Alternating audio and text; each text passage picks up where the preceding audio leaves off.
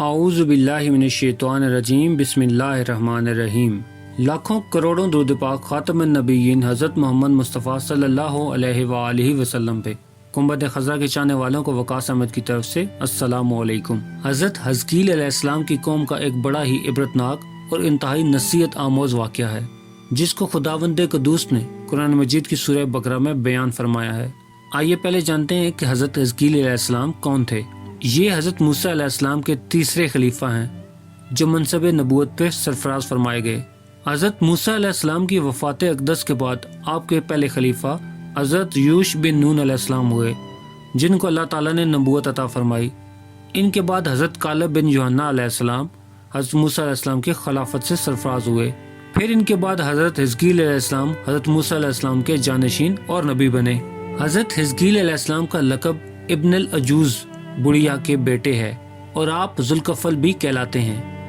ابن عجوز کہلانے کی وجہ یہ ہے کہ یہ اس وقت پیدا ہوئے تھے جب ان کی والدہ مائدہ بہت بوڑھی ہو چکی تھیں، اور آپ کا لقب ذوالکفل اس لیے ہوا کہ آپ نے اپنی کفالت میں لے کر 70 انبیاء کرام کو قتل سے بچا لیا تھا، جن کے قتل پہ یہودی قوم آمادہ ہو چکی تھی۔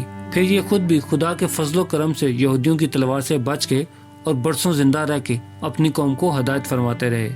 مردوں کے زندہ ہونے کا واقعہ، اس کا واقعہ یہ ہے کہ بنی اسرائیل کی ایک جماعت جو حضرت حزقیل علیہ السلام کی شہر میں رہتی تھی، شہر میں طاعون کی وبا پھیل جانے سے ان لوگوں پہ موت کا خوف سوار ہو گیا، اور یہ لوگ موت کے ڈر سے سب کے سب شہر چھوڑ کے ایک جنگل میں بھاگ گئے اور وہیں رہنے لگے۔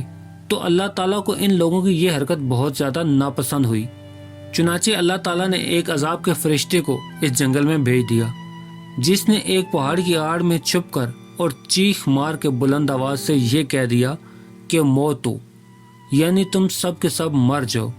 اور اس مہیب اور بھیانک چیخ کو سن کے سب کے سب بغیر کسی بیماری کے بالکل اچانک مر گئے، جن کی تعداد 70,000 تھی۔ ان مردوں کی تعداد اس قدر زیادہ تھی کہ لوگ ان کے کفن و دفن کا کوئی انتظام نہ کر سکے، اور ان مردوں کی لاشیں کھلے میدان میں بے گور و کفن 8 دن تک پڑی سڑتی رہیں۔ پھر بے انتہا تعفن اور بدبو سے پورا جنگل بلکہ اس کے اطراف میں بھی بدبو پھیل گئی۔ کچھ لوگوں نے ان لاشوں پہ رحم کھا کے چاروں طرف سے دیوار اٹھائی تاکہ یہ لاشیں درندوں سے محفوظ رہیں۔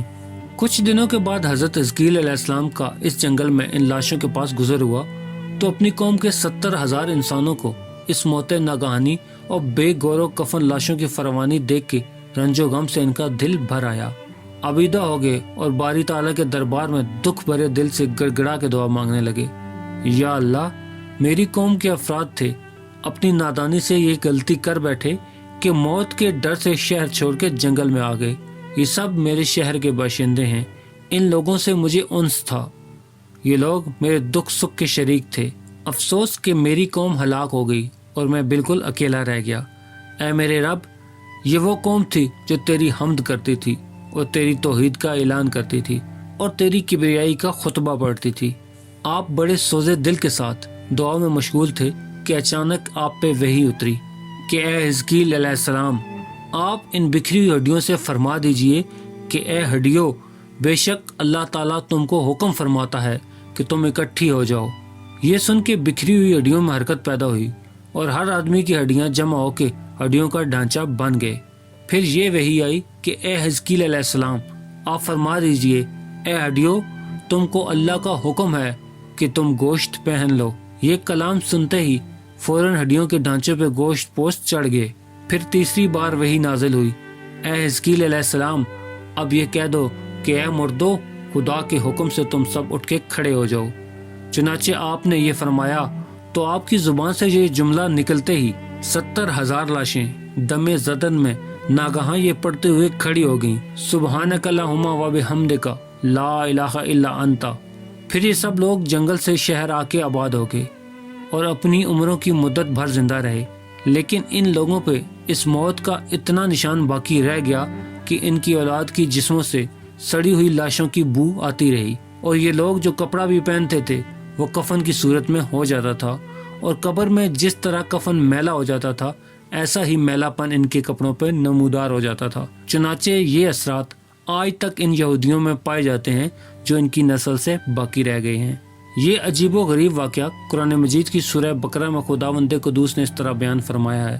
اللہ تعالیٰ سورہ بقرہ کی آیت نمبر 243 میں فرماتے ہیں، ترجمہ: اے محبوب، کیا تم نے نہ دیکھا تھا انہیں جو اپنے گھروں سے نکلے اور وہ ہزاروں تھے، موت کے ڈر سے، تو اللہ تعالیٰ نے ان سے فرمایا مر جاؤ، پھر انہیں زندہ فرمایا۔ بے شک اللہ لوگوں پہ فضل کرنے والا ہے، مگر اکثر لوگ ناشکرے ہیں۔ پیارے دوستو، اس واقعے سے ہمیں کچھ ہدایات ملتی ہیں کہ آدمی موت کے ڈر سے بھاگ کے اپنی جان نہیں بچا سکتا، لہٰذا موت سے بھاگنا بالکل بیکار ہے۔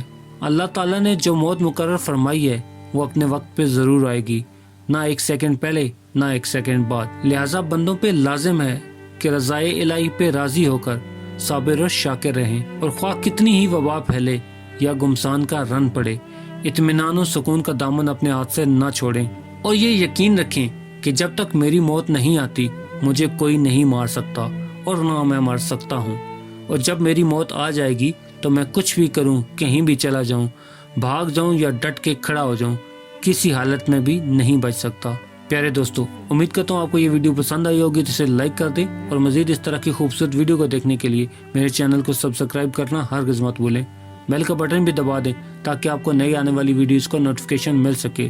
ملتے ہیں ایک نئی ویڈیو کے ساتھ، تب تک کے لیے اپنا خیال رکھیے گا۔ اللہ رب العزت آپ کو آسانیاں دے اور آسانیاں بانٹنے کا شرف عطا کرے۔ اللہ حافظ۔